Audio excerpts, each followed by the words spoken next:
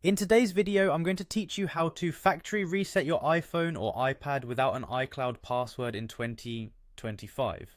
But before we dive into the steps, it's crucial to understand the limitations of this process. Even if you're able to factory reset your device, the activation lock won't be removed. This means that once you've reset, the device will still prompt you for the original Apple ID and password. This is an essential security feature from Apple designed to prevent unauthorized access. With that in mind, let's get started. The first step you should take is trying to recover your Apple ID. This can be a lifesaver if you've simply forgotten your password. Head over to the website ifforgot.apple.com. This resource is invaluable if you're locked out and need to regain access. Once there, you'll be prompted to enter your Apple ID or the email associated with it. You'll need to follow the instructions provided on the screen to reset your password.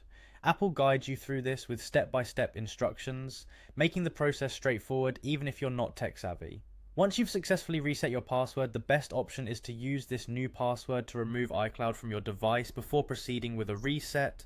This ensures that when you reset your iPhone or iPad, it won't ask for the old Apple ID credentials. It's a preventative measure that can save a lot of headaches down the line. However, if you're still locked out after attempting to recover your Apple ID, there's really only one effective course of action left. You'll need to recover your Apple ID entirely, or if that's not possible, contact Apple support directly.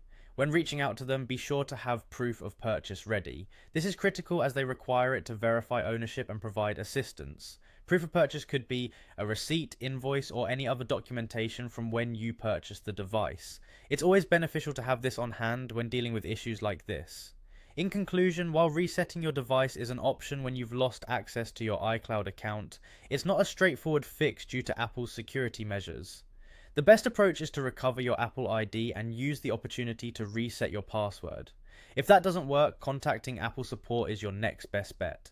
They've trained professionals who can guide you through the process and ensure that your device gets back up and running.